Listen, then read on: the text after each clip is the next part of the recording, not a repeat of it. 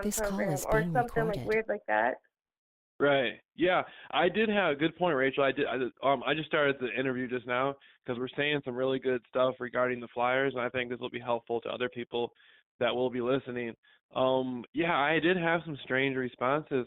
People did open up, and one guy briefed me. I've been knowing him my whole life, but he said, "Man, when you show up, some weird people showed up. Like, so he told me like some older white dude and some other people were coming around, and it looked like they were going. He said the way he put it, it was like people that were not from the neighborhood were coming into the neighborhood, and then they were trying to find other people who were associated with the neighborhood to go further into the neighborhood. And basically, they were paying people $30, $40 at a time to follow me around with red shirts and brights on the cars. And they were telling the people that because I was on like government assistance, that the job was to watch me to make sure I wasn't doing anything educational or work related. But the people had no business cards. They had no official way of presenting themselves. It was just all through word of mouth, and that was one means as to which they would network through the neighborhood. But they couldn't just go out. Like, this is an area where I know a lot of people, and so I've even seen it to where there was some people they would not approach because I knew them so well. But like 99% of the people they would approach, 98% of the people that would approach. And the neighborhood that I live at, I don't know any of these people. There's some people who live in the neighborhood that I've talked to a few times, but none of the people really actually know me. They just probably have seen me while they were, watching me on the internet or involved in, whatever they're involved with assignments. And this is like a bigger area. This is a more spread out area. So there's like a lot of different areas in the area that I'm at, but in the area that I'm talking about where the people told me, all those people have been knowing me my whole life. So these are people I know from like elementary school. These are people I know from the fourth grade and stuff. And these are people like we slept over each other's houses growing up and stuff like that. So I'm just like, just tell me what's going on. Just tell me what's going on. And sometimes they would tell me, some of them, sometimes they wouldn't. But then there's a lot of drug users in the area. There's a lot of crack smokers in that area. And so oftentimes I would bribe them with like $10. And I'd be like, look, here's $10. You want to get high. You want to smoke a rock. I mean, man, you're going to get a rock. For a crackhead to get a rock, that's a big deal, right? So they're just like, fuck that. You know what I mean? I'm going to tell you what you want to know because I want to get that blast. And, like, I'd be like, look, the dope boy's right there. Like, I'd say, look, the dope boy's right there. I'm going to make it. He's going to give you a rock if you tell me what you're talking about. I know you want that. Don't you want to get high, man? And, like, they start telling me stuff. I say, look, dope boy's right there. I'm going to give that dope boy $10. He's going to give you that blast. And they want that blast. And so they would tell me. And that's one way I started figuring it out. Another way would be when I was in more elaborate neighborhoods, like neighborhoods where there was a lot of money in the neighborhoods. I would just walk up to people and start talking to them. One time I walked up to a guy. I knew he was doing gang stalking assignments. And I asked him, I said, what are you? I said, hey, did somebody pay you to do this? And he shook his head. Yeah, he looked like he was scared. And that's the last thing I want. I didn't want him to be, I don't want people, like, I never approach people trying to intimidate him, but the guy was smaller and I'm like 6'5". I'm 6'5". And so. Like, are you a part of this? Yeah, I think he was a little intimidated. Like, you know what I mean? Like, because he could tell I wasn't scared of him. And so I think, yeah. I think me not being scared kind of intimidated him a little bit. You know what I mean? And so that wasn't my intention though. I was just like, hey, this is going to pay you to do it. And he was very polite. I was polite with him, but he seemed intimidating. He shook his head, yeah. And I said, well, who did it? Who showed you? And then he looked back at the guy behind him, and I was like, and he gave the guy up. But then he said, oh, I'm just joking. So he actually looked back to the guy in the distance, and he actually gave the guy up that got him to come do the assignment on me. And Did so you that go was another. talk to that guy? No, I didn't. I didn't talk to him. I should have, though. I should have, looking back. But at the time, I don't know, at the time I just had kind of, this is when I first started getting started with this, though. I'd be a little spooked, though, too, so. Yeah, like, I wasn't scared, but this is when I first started. I was kind of surprised that the guy told me, yeah. I was kind of shocked. Like, it was almost like that was sufficient. You know what I'm saying? It was almost like that was sufficient enough for me to be like, okay. I was like overwhelmed. I'm like, oh my God, they're telling me what's going on, type of thing. And I was like still wet behind the ears and stuff. And so that was like a victory. That was like a moment of victory for me on that day. Um, there's been other people who I would say, I would ask them, I'm like, hey, why are you, like I'd be like, hey, do you have a favorite color? And they'd be like, yeah, my color is blue. I say, why are you wearing red? And like I'd get into it and I'd start asking them, and sometimes they wouldn't admit to gang stalking me, but they would say that they were on chore, like they were doing chores for people and stuff, and I would start asking about neighborhood watch groups and stuff, trying to feel it out. And sometimes I'd get some answers that let me knew they were involved with stuff, but then there has been, let me see, what's the closest anybody's ever gotten? Oh, one time I was over at a woman's house and we were hanging out, and she told me flat out that she had got some sort of message through Facebook or something, and the people were telling her basically it was some sort of like, I think it was like a questionnaire thing or something, but they were telling, it was communicated to her somehow that like I was mentally unstable, so she had to follow me around with a red shirt and check on me or something. And so then I started telling her about gang stalking and all that stuff. And so there's been some people who have slipped up. There's like more instances too. I'm trying to think. There's like a few times, you know, that people told me about. Like I've had a gang stalker, a woman email me that told me. I always tell that story about the 1-800 number and all that stuff. But when I'm out walking, yeah, some of the people would talk about it while I'm out walking and talking to them. But and I'd go through various communities and stuff. Kind of like, you ever heard of a magazine crew? Yeah. Almost like a magazine Like crew. Yeah, yeah, yeah, almost like that. Almost like that, And you know what I mean? Like I'll just be like, and I noticed one thing, Rachel, this is what I really noticed is if you go to a setting that you've never been to before, you got 72 hours. You got 3 days until the neighborhood has been acclimated enough to stalk you without further command, meaning it takes the liaisons and it takes the neighborhood watch group, or it takes the stalking networks, because sometimes there will not actually be a community watch group doing it. Sometimes it's just stalking networks basically that arrange for it to happen. There's different liaisons that come in. So sometimes the cops will not officially be involved through a neighborhood watch group. Sometimes it'll be just a regular neighborhood watch group doing it. It really depends. But I noticed you got about 72 hours. So within 72 hours, everybody in the neighborhood will be acclimated, and the stalking network will have briefed enough people, and they will have found out who they want to play what roles, and then there will be small adjustments from there on out. So from there on out, different people will That's play more different like roles. a fugitive on a run type lifestyle right now. Sounds so appealing. Like if you want to seriously just try and get away from it, like it's almost like I want to get an RV and just go from town to town to town, so that they can't really like Yeah, get a grasp yeah, on my whole world. yeah. Yep. It takes them 3 days to set up shop, and so if you keep it nomadic and you keep it pushing, they won't really get to dig in, so to speak. But so what I usually used to do was within the 72-hour period, I would just bombard the neighborhood myself. And see, my whole style back then was I never offered, like, I began to offer people to do odd jobs for them while I was out in the community, because I wanted that proactive, positive vibe going. I didn't want any confrontational vibe. I wanted the like positive community leader type spirit. And so that went a long way, because I'd offer people opportunities to move furniture for them, to help them do yard work. I'd do different things for them. And then as I'm offering that, I'd also tell them about my work with community stalking. And this is a point in my life where I was contacted by an actual human rights group that wanted my opinion on community stalking and gang stalking whatsoever. So this is a time in life where I used a lot of even though I was being repeatedly and viciously stalked the whole time, I still maintained, somewhat of a outgoing image to help people. And so I would try to bombard the neighborhood quicker than the gang stalking network, but the gang stalking network was financing the street terrorism. They were financing the harassment. And,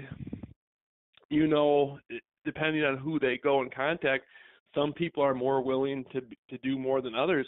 Some people are degenerate, depraved, deranged, filthy, egotistical, low-life pigs who will do about anything for a couple dollars. Then there's some people who have standards, who really won't really won't do what they're being asked to do. They kind of know how to mold and manipulate people and take advantage of people. And some people will only go so far.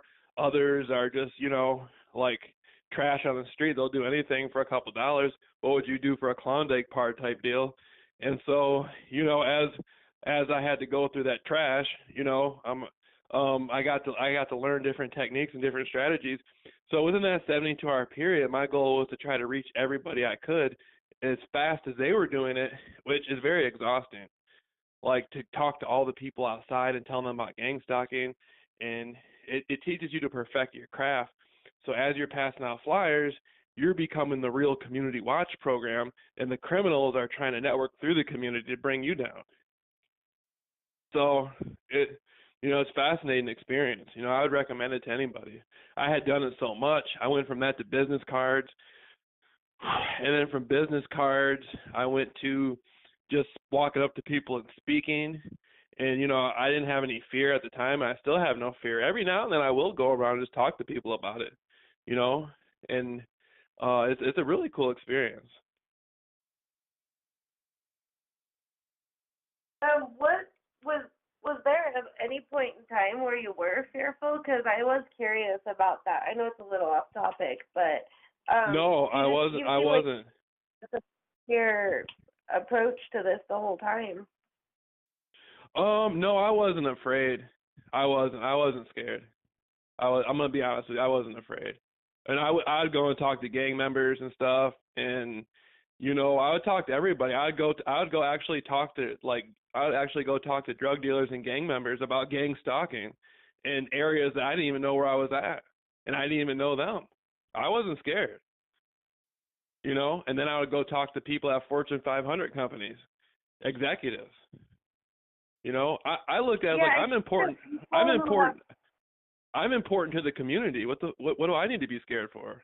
I'm not a part of a criminal street terrorism network. I'm saving people's lives. Like I'm an asset to them, not a negative thing towards them.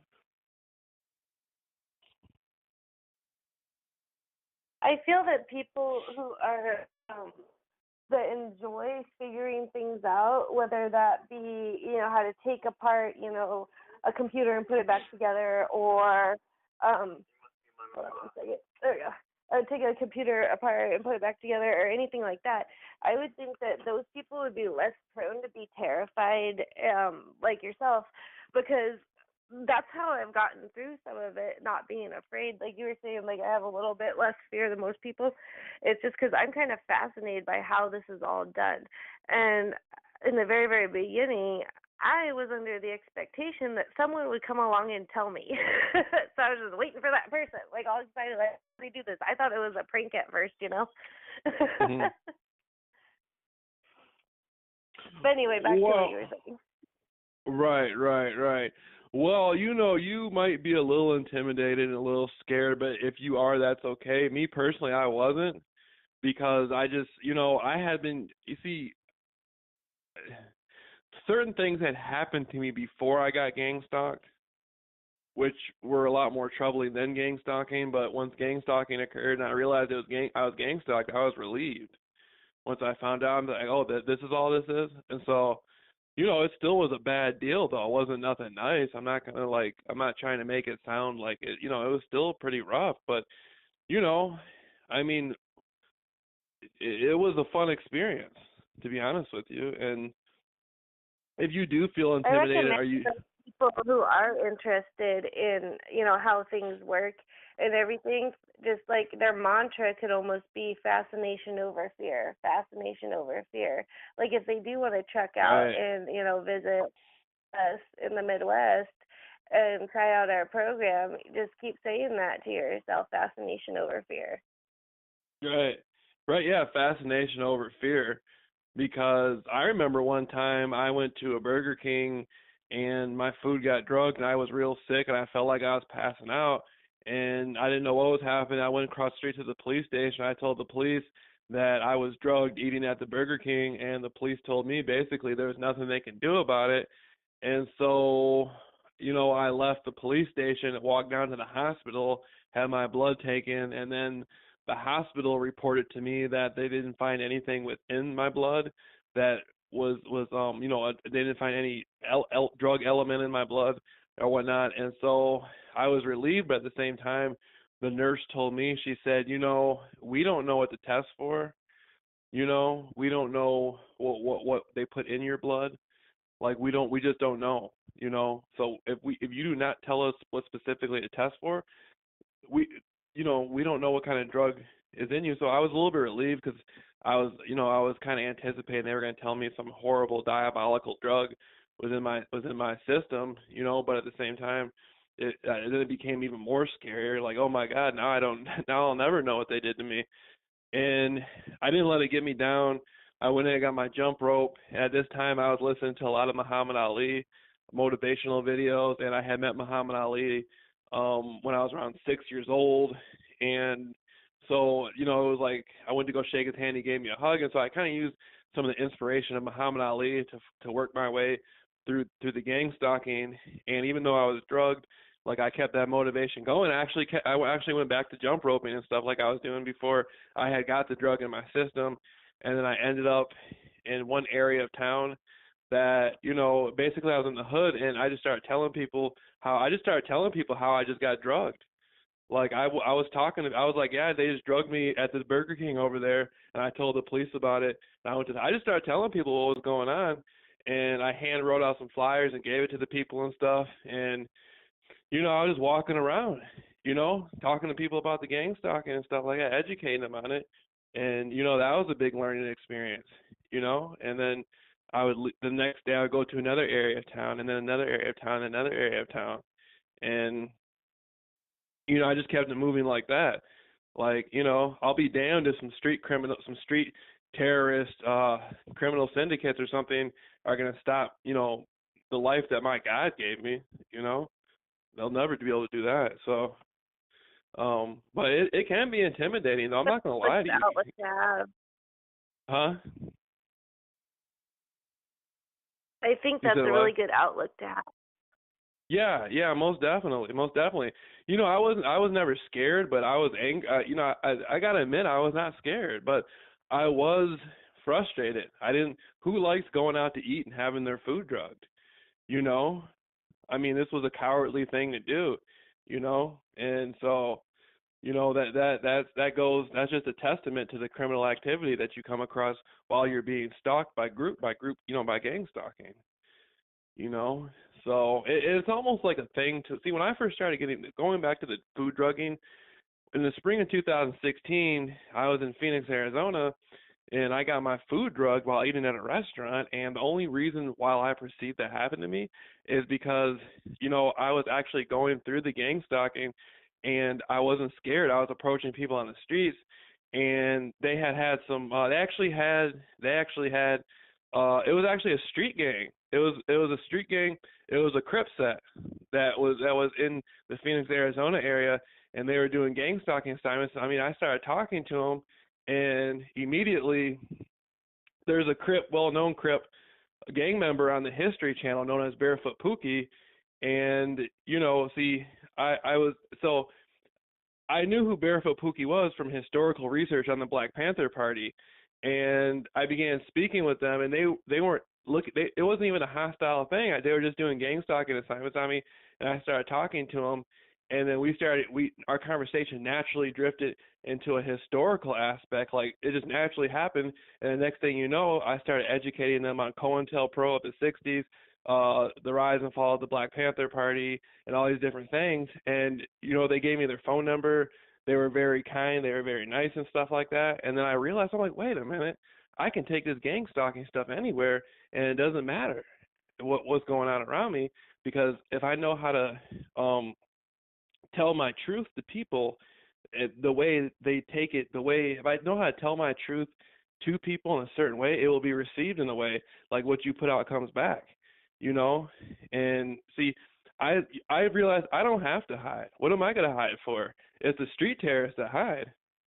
So it was a glorious day. Like I was able to show gangbangers how there are real street criminals out there manipulating the scenario.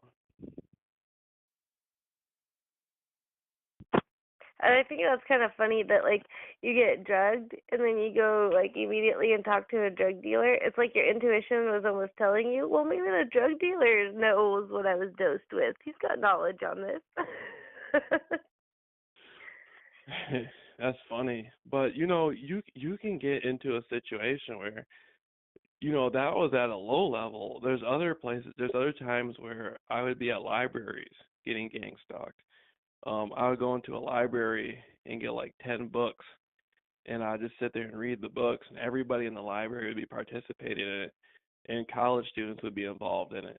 And there was a couple people who were attending universities, and I would bring up an intellectual subject to them. And we would go into it like, what were we talking about? Um,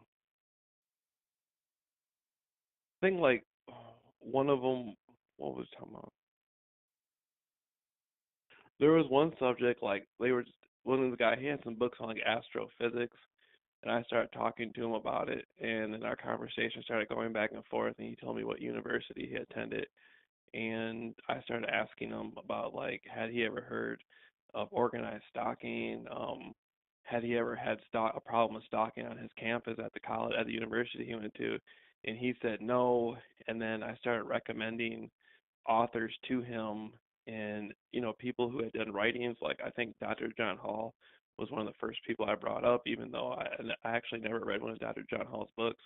I just read some of his blogs. I brought that up, and he was like, "This guy's a real medical doctor." I was like, "Yeah, he's a real medical doctor." And so that sort of interested the university student that there's an actual medical doctor who's being gang stalked. And so, that was another example that I've taught myself about how you can blend in with different sorts of people, where, you can talk to university students about organized stalking and share with them that it could be going on their campus. Then you can be walking the streets and literally talk to people on the streets about gang. Like, you can go into different areas of civilization and talk to different people about gang stalking and give it to them in a way in which they can interpret it that it applies for even if they're involved with it. Like, that's sort of what my Be Gang Stalking thing was about, was, reaching everybody you can and educating anybody you can. I mean, I do think that, like, for some people who start out fearful, which I mean, I test this myself, because, like, yeah, when this all first started happening, I was so scared. Like, I came close to shitting my pants. I don't even know how many times during this whole thing. And I think, like, going through this process will pretty much eliminate any fear that I have.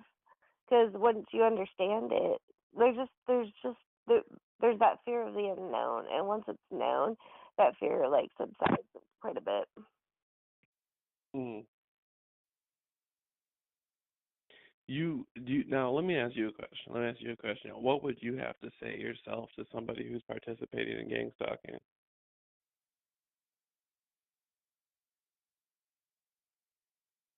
Ooh, that's a good one. I don't know.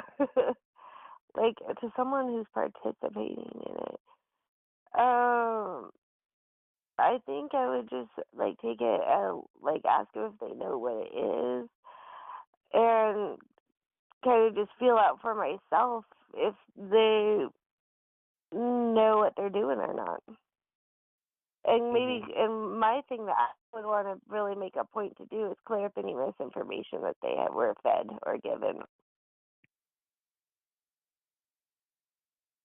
Right. So starting with the disinformation would be like the main source of the conversation as to the reasons why they were participating in stalking you.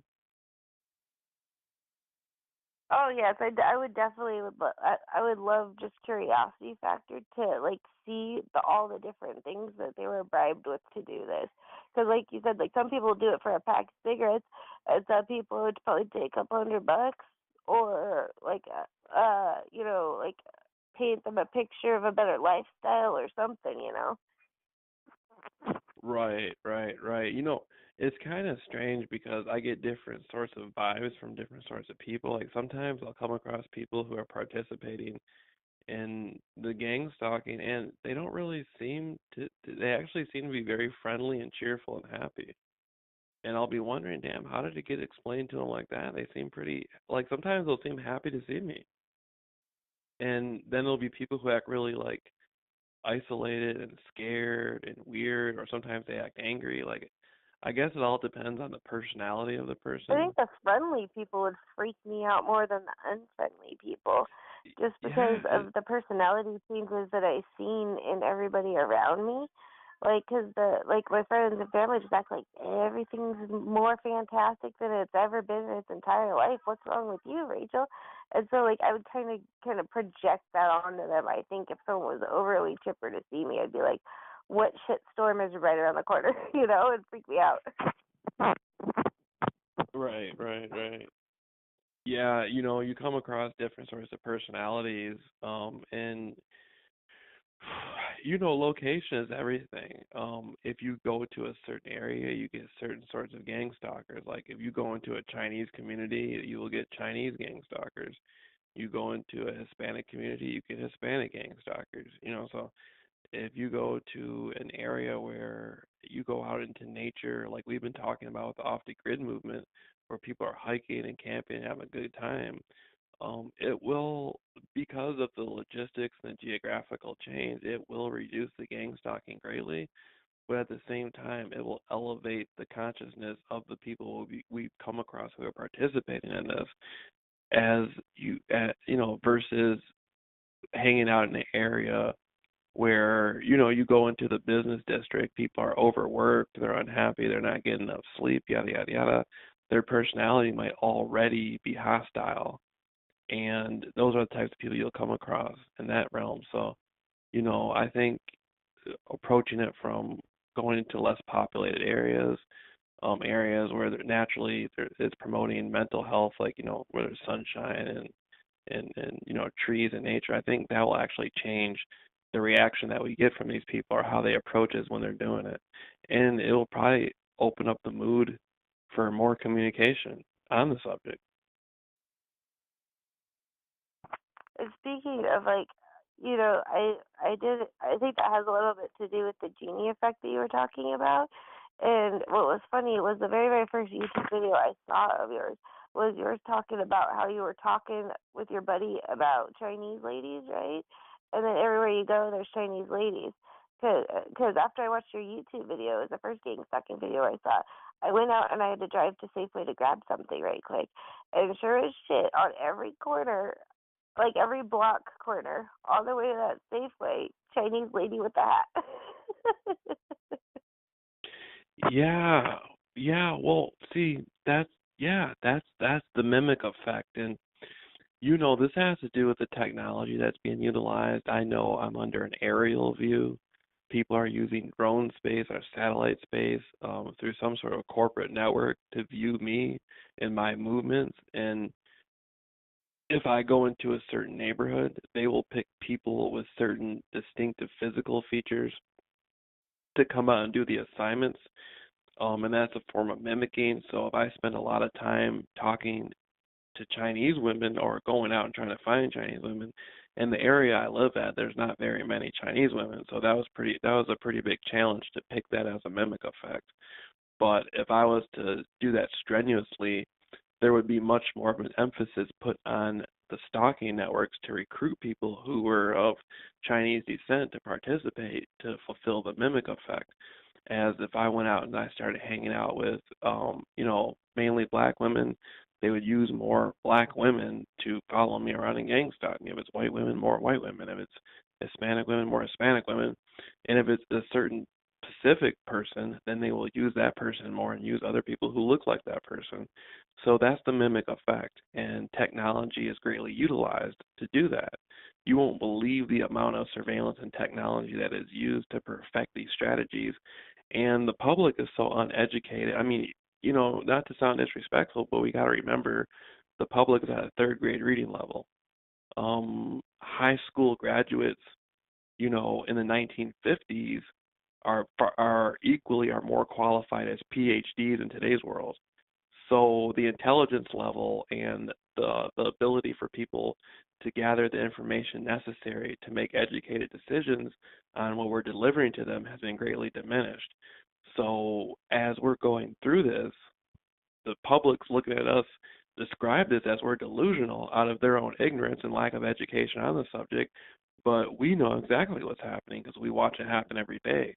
And so that's something you'll see more of, the mimicking effect, talking to certain individuals or even talking about them.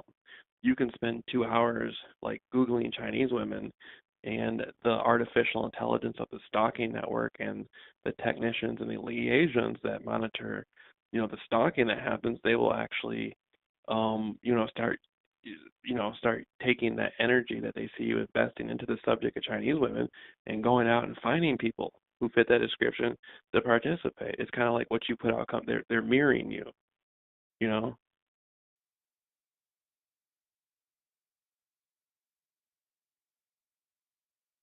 Yeah, they are mirroring us. Right, right, right. And that gets back to that gets back to you know our perception. That gets back to the manipulation of perception, the manipulation of how people view their reality. And so I came up with the genie effect as a form of empowerment to people to be able to change how the gang stalking is approaching them. So, say I want to see more of a certain sort of thing, I will project that out by my interaction with the subject or by my interaction with the person or the object within my reality, and then it will be projected back to me in a certain sort of way. Now, the mimic effect is very complicated because there's mimics going on, and sometimes people don't know why they're happening. So there are mimics that are not recognizable by people. Then there's things that they just to do that they try on everybody. That's not actually a mimic. It's just something they're just doing to you, messing with you. So it takes a long time. I mean, not a long time, but sometimes it takes some experimentation to see, you know, kind of test the waters and figure out, what's going on because my mimics come like damn like about the same day. Sometimes it takes other people like 2 weeks, depending on the degree of the stalking. You know, and it's fascinating. Yeah, that makes sense. Huh? It would take longer for some people's, and it depends on what kind of stalking they got going on too. Mhm.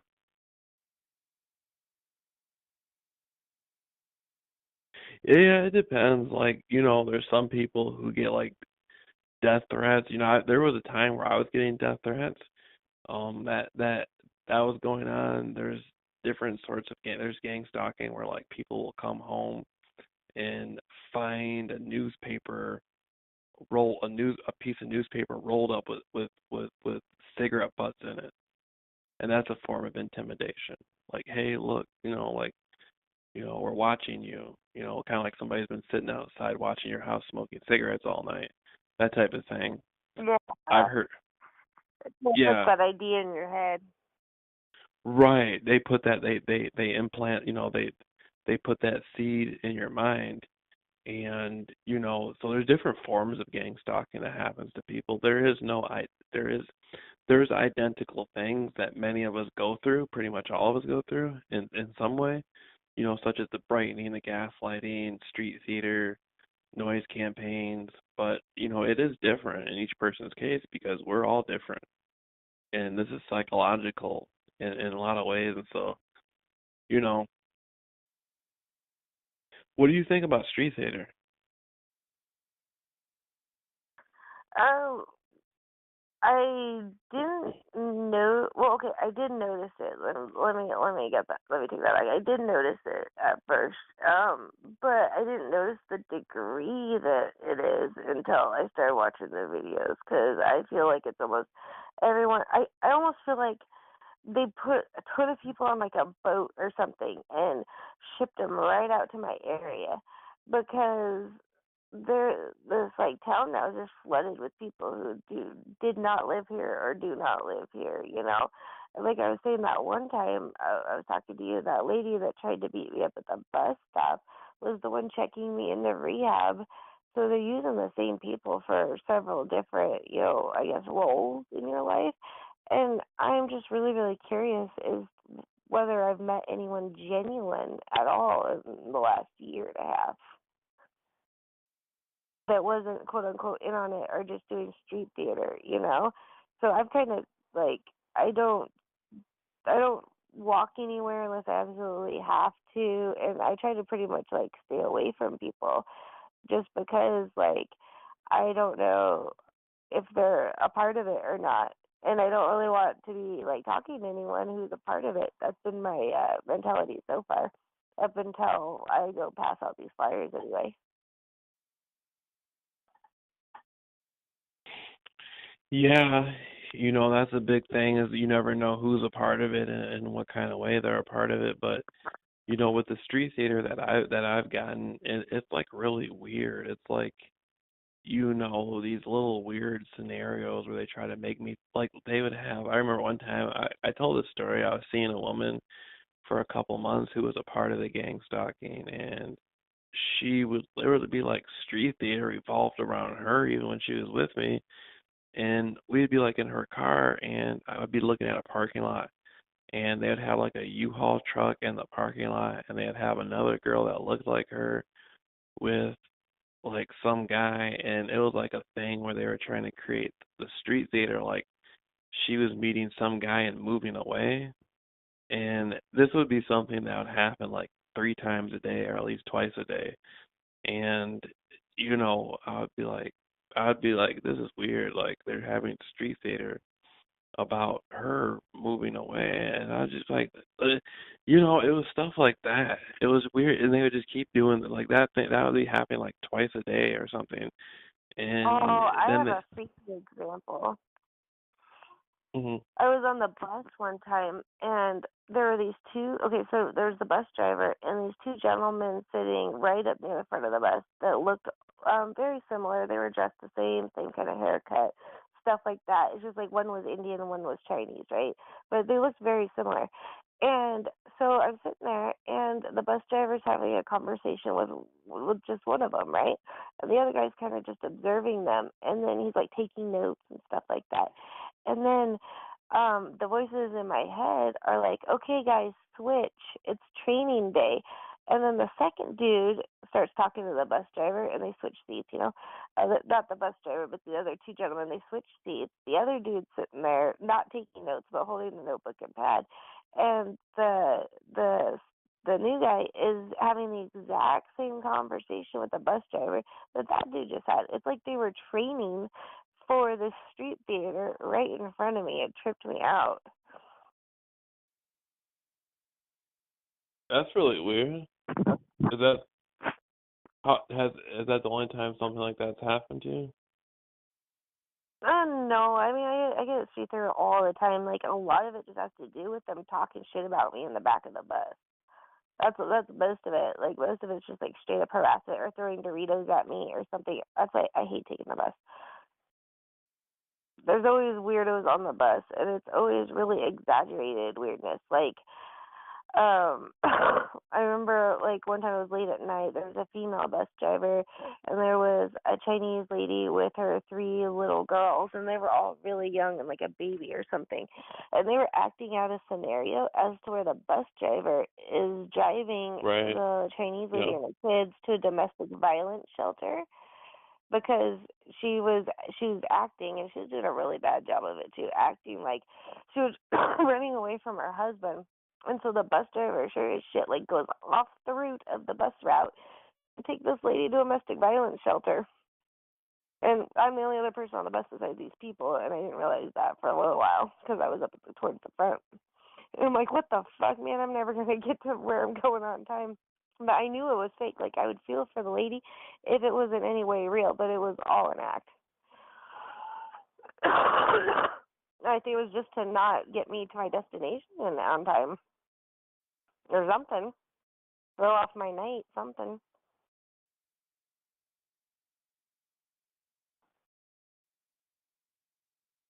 do you think you're gonna be seeing more street theater when we meet, or maybe the same or less of it? How do you think they're gonna react to? I know we've I talked think about it this might be before. crazy.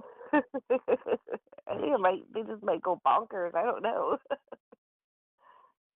Right. I think it might be Well, amped up a little bit. well, it would take deranged people to pull this kind of stuff off anyway. So you never know what's gonna happen. Yeah, well, I'll have my video camera ready because I want to capture it for sure. Right. What okay, cool. Cool. That's really what's that relieving to hear. Now I was gonna ask you, with you recording the gang stalking, like what do you think would be the ultimate video clip to get? Would it be something like street theater, or what would be like the best thing? Because it's so easy to get the brightening and stuff. That's why I'm mainly asking.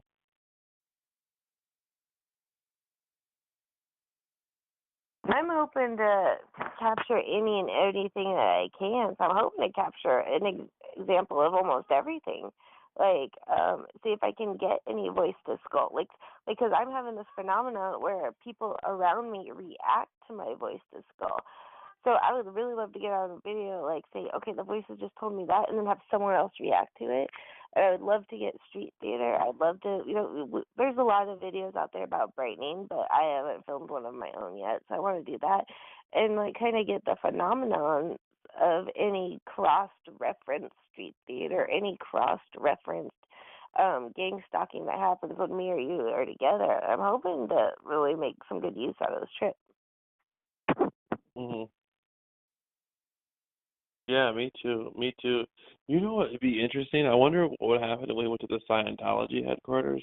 I mean, not the Scientology headquarters, but I'm sorry, but by a Scientology by a Scientology building. Would we be getting Scientology stock, do you think?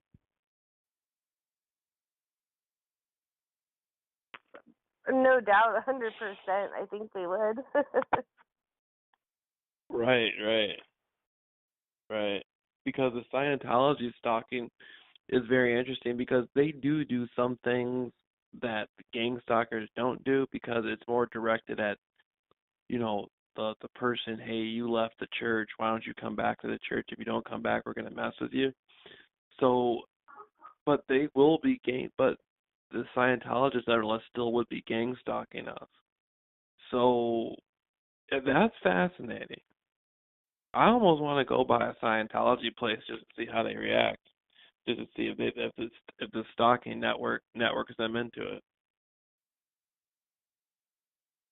Yeah, me I know too. they And will. I I've mean, actually had a run in with the Scientology people before. I've had a couple of run-ins with them in my lifetime. I want to see if they reference any of them also. mhm. Yeah, yeah. It's like I know they'll network into it, but it'd just be interesting. It'd be fascinating to see it. You know. Yeah, that'd be it. That'd be it. It would almost be a hoot. Mhm. Now, what about your phone? Like, you think they're gonna mess with your phone more? And once you get out here in person, like they're gonna be attacking your technology more? Or Yeah, because it seems like anytime I do something that they don't like, but they go after my phone first. So I might not even have a phone when I come back, but if this phone gets another virus and just crashes on me, or I'm just tired of being surveillanced on it all the time, or not being able to use it properly as I want to, I'm almost thinking about just getting a burner phone like every week. You know what I mean? Just keep mhm. getting burner phones. Fuck this. I'm almost to that point. Right.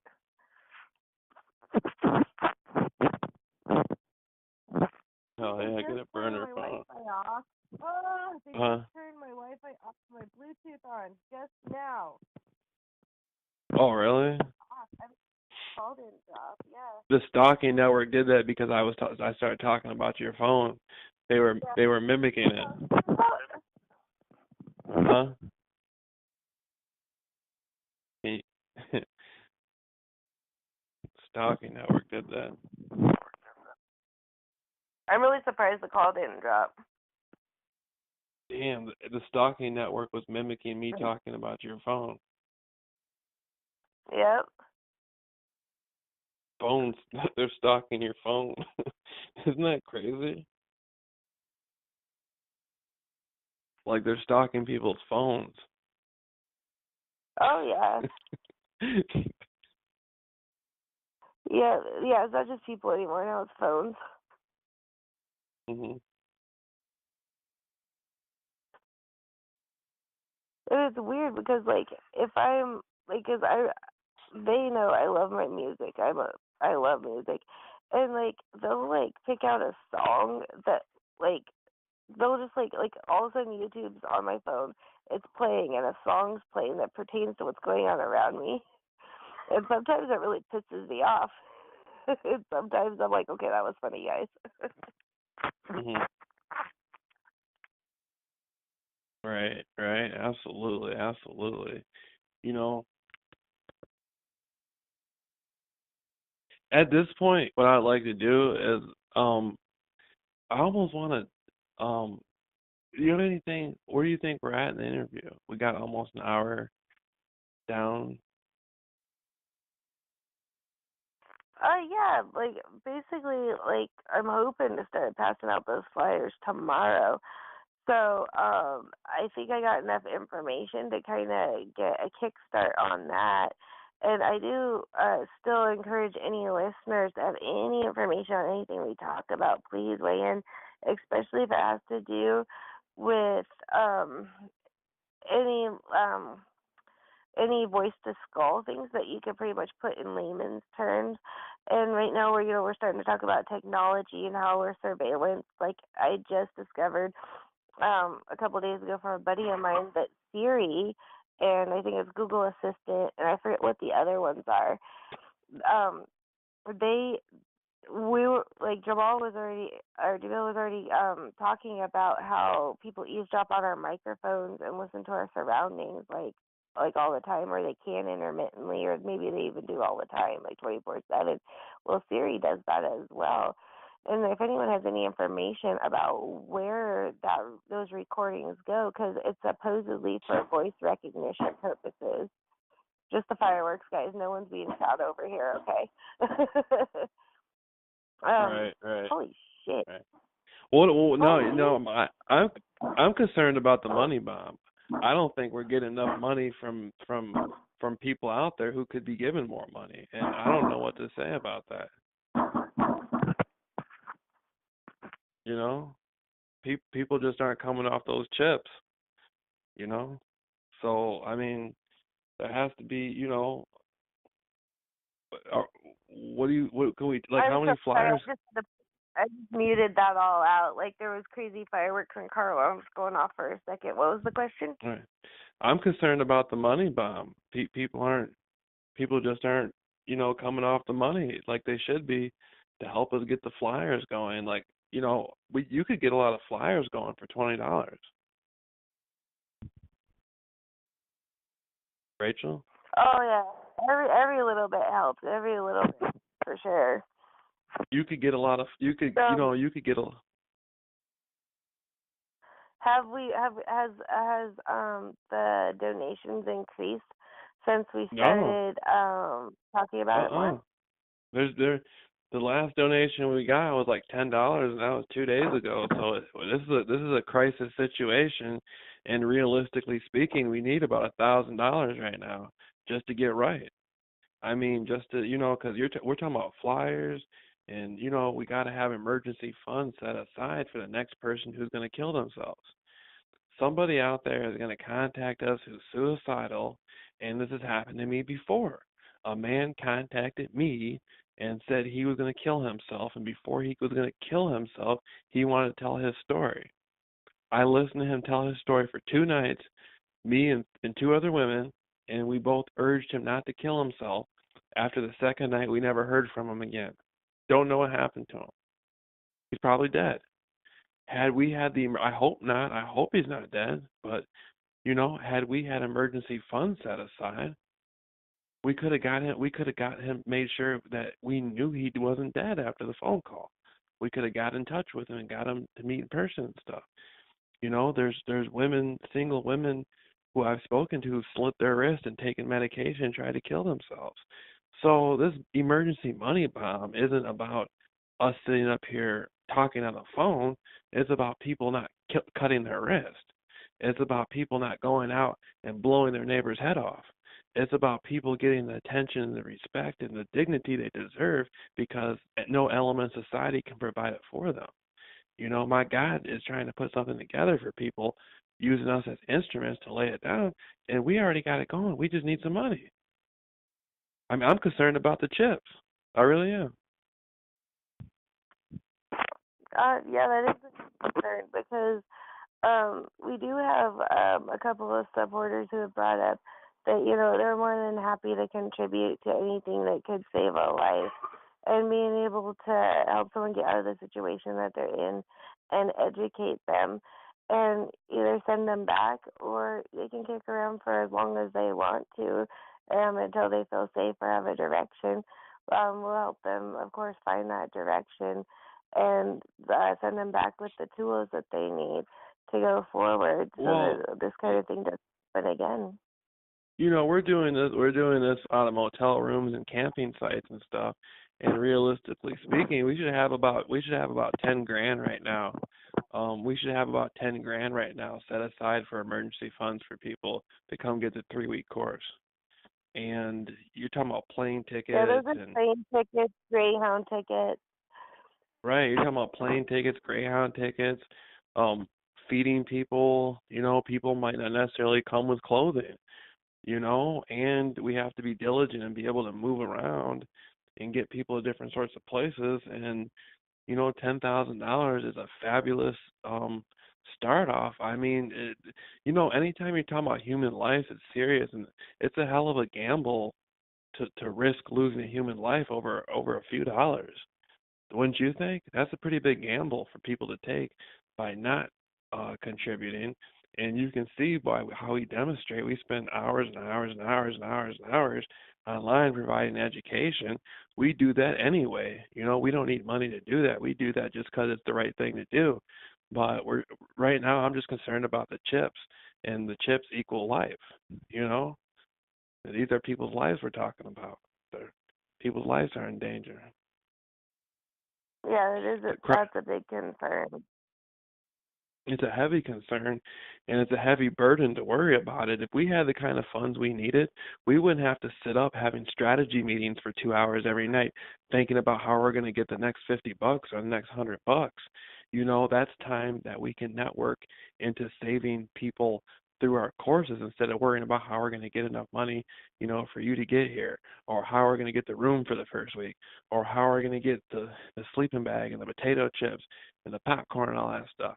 We want to be in a situation to where we know that we can save these people's lives without testing the waters.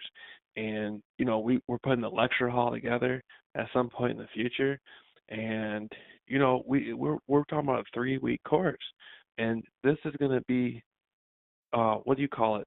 An investment. It's going to be an investment. So when the people get back to their communities, they're going to have 3 weeks of education on gang stalking and off the grid activity to help them go out and be the leaders they need to be to save other people who are going through it. You know, this is this And we one. also want to get to a point where we can pay it back too. Like if say someone's in a dire situation and they need a little bit of help, we can send it out their way too. Well, and people. And one thing I want to bring up is people can contribute items. People can contribute their car. If somebody has like an old car they don't need anymore, they can sign over the title to one of us. Me and Rachel, they can sign the title over to me and you, Rachel, right now. I mean, if they have like an extra house or something, they can sign that over. We can bring education on gang stalking into an urban community where the house is at. And, we're nomadic. We like to travel, and we need space available in every state because there's people being gang stalked in every state. And so if people have things they can contribute, clothing, it doesn't have to necessarily be money if they don't have money. people can just contribute, computers, things like that, you know, and we'd like to talk to the people, of course, and congratulate them on their efforts, but there's a lot here that can be contributed, you know? Am I right? Absolutely, absolutely. Yeah, I Right. didn't even that it dawned on me about yeah, equipment too. Yeah, equipment is an excellent thing. Hell, even canned food, well, that's a good thing too. Canned food. Non-perishables You, for food. Right, right. Our God needs every opportunity to help. And, I mean, if people have like jewelry or items like that, we could have it appraised. We could have a watch appraised. We could have a ring appraised. We can go get that appraisal needed, and then we can trade that for the funds. I mean, this is saving people's lives. Why go to church and put money in a collection plate? When you can come to education and gang stalking off the grid courses and put the money in that's actually going to be doing God's work up front. I mean, I know there's a lot of Christians who are going to be sympathetic to the people being attacked by these demonic stalking networks.